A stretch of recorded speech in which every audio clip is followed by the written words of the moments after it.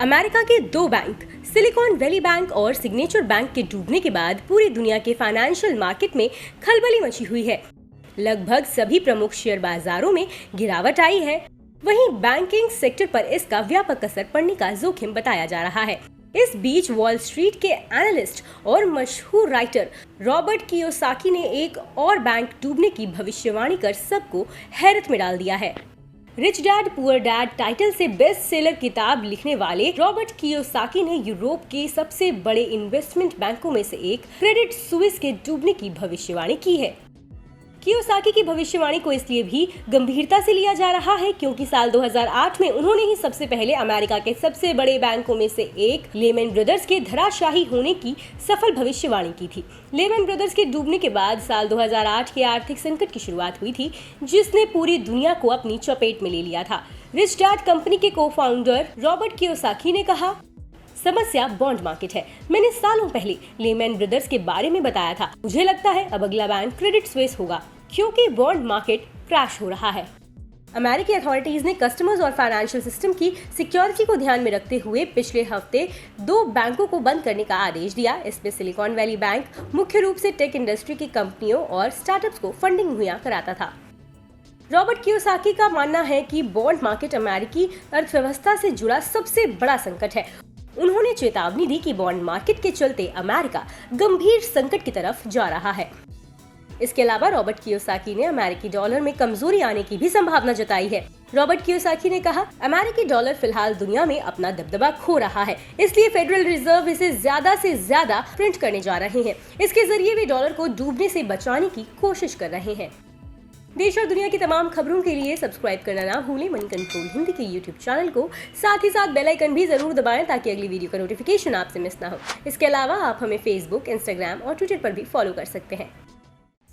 America में एक बड़ा बैंकिंग संकट खड़ा हो गया है। अमेरिकी रेगुलेटर्स ने देश के सबसे बड़े बैंकों में से एक सिलिकॉन वैली बैंक को बंद करने का आदेश दिया है। सीएनबीसी की एक रिपोर्ट के मुताबिक कैलिफोर्निया के डिपार्टमेंट ऑफ फाइनेंशियल प्रोटेक्शन और इनोवेशन ने इस बैंक को बंद करने का आदेश दिया है। इसके साथ ही उसने फेडरल डिपॉजिट इंश्योरेंस कॉर्पोरेशन को बैंक का रिसीवर नियुक्त किया है। बैंक में जमा ग्राहकों के पैसे की सुरक्षा की जिम्मेदारी एफडीआईसी को दी गई है। इसके अलावा एफडीआईसी ने बैंक के इंश्योरेंस वाले डिपॉजिट को रखने के लिए deposit insurance national bank of Santa Clara का गठन किया है।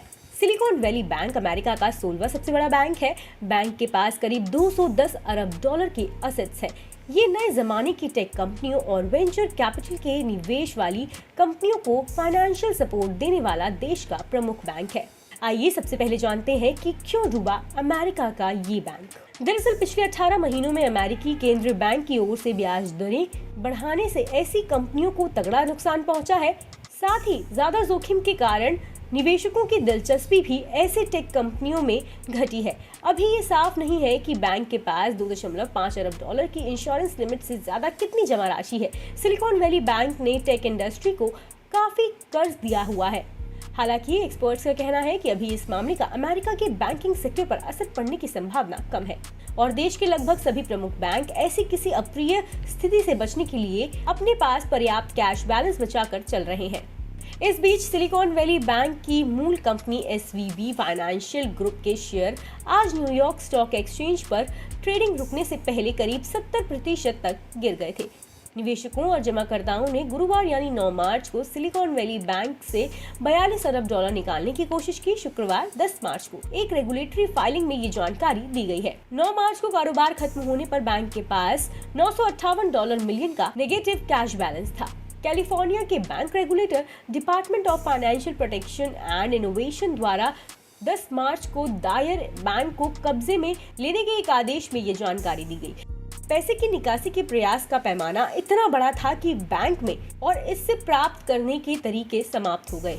जब फेडरल रिजर्व ने अपना कैश लेटर भेजा, जो कि एसवीबी को बैंक के प्रोसेस के लिए चेक और अन्य लेन देन की सूची थी, कैलिफोर्निया रेगुलेटर के मुताबिक इसे पूरा करने के लिए बैंक के पास पर्याप्त करेंसी नहीं थी। कमिश्नर क्लॉथिल्ड हेवलेट के आदेश में कहा गया है, विभिन्न स्रोतों से हस्तांतरित करने के लिए नियामकों की सहायता से बैंक के प्रयासों के बावजूद बैंक ने फेडरल रिजर्व के साथ अपने कैश लेटर की आवश्यकताओं को पूरा नहीं किया। सिलिकॉन वैली के मुख्य कार्यकारी अधिकारी ग्रेग बेकर द्वारा बुधवार को शेयरधारकों को भेजे गए एक लेटर के बाद अमेरिकी खजाने और बंधक समर्थित प्रतिभूतियों की बिक्री पर बैंक को 1.8 अरब डॉलर का नुकसान हुआ था। बैंक ने अपने फाइनेंस को बढ़ाने के लिए 2.25 अरब डॉलर की पूंजी जुटाने की योजना की रूपरेखा तैयार की थी। इसके बाद ग्राहकों ने तुरंत अपने पैसे निकालने की कोशिश की, जिसमें कई वेंचर कैपिटल फर्म भी शामिल थी, जो बैंक के साथ दशकों से विकसित हुए थे। रेगुलेटर के अनुसार गुरुवार को जमाकर्ताओं और निवेशकों द्वारा निकासी की राशि 42 बिलियन डॉलर रही। बताया जा रहा है कि एसवीबी के सीईओ ग्रेग बेकर ने बैंक को हुए भारी घाटे के ऐलान से ठीक पहले 36 लाख डॉलर मूल्य के शेयर बेचे थे। ये शेयर एसवीबी की parent company SVB financial group के थे। इन्हें बैंक के घाटे के ऐलान के 2 हफ्ते पहले बेचा गया था। इसे एक ट्रेडिंग प्लान के तहत बेचा गया था। घाटे के ऐलान के बाद कंपनी के शेयरों में बहुत बड़ी गिरावट आई। बताया जाता है कि बेकर ने 27 फरवरी को 12,451 शेयरों की बिक्री की, जो एक साल में सबसे ज्यादा समय में उनकी पहली बिकवाली थी। रेगुलेटरी फाइलिंग से ये जानकारी मिली है। उन्होंने ट्रेडिंग प्लान फाइल किया था। सवाल उठता है कि क्या ग्रेग बेकर को बैंक की हालत की जानकारी थी? इस मामले में पूछे गए सवालों के जवाब बेकर और एसवीबी ने नहीं दिए।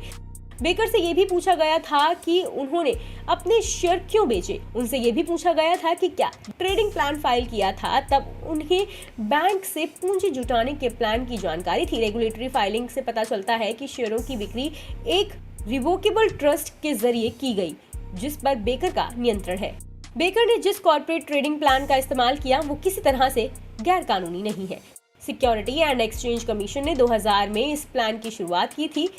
इसे इनसाइडर ट्रेडिंग के मामलों पर अंकुश लगाने के लिए शुरू किया गया था। इसमें ये तय किया गया था कि अगर कोई एग्जीक्यूटिव शेयर बेचना चाहता है तो उसे तय तारीख के अंदर शेयर बेचने होंगे। इस मामले में शेयरों को बेचने की टाइमिंग और कंपनी के नुकसान के ऐलान की टाइमिंग मैच करती है। एक्सपर्ट्स का कहना है कि बेकर ने जिस 10b5-1 प्लान का इस्तेमाल किया उसमें कई तरह की कमियां दिखती हैं। इसमें अनिवार्य कूलिंग ऑफ पीरियड की कमी दिखती है। इसमें यूनिवर्सिटी ऑफ पेंसिल्वेनिया के वाटन स्कूल के प्रोफेसर डैन टेलर ने कहा, हो सकता है कि बेकर ने 26 जनवरी को जब प्लान की मंजूरी हासिल की तब उन्हें कैपिटल जुटाने के प्लान की जानकारी नहीं हो। अगर शेयर बेचने के प्लान के लिए मंजूरी लेते वक्त उन्हें पूंजी जुटाने को लेकर चल रही बातचीत की जानकारी थी तो ये मामला बहुत गंभीर है। आगे इस मामले में कितने मोड़ आएंगे, ये जानने के लिए बने रहे मनी कंट्रोल हिंदी के साथ।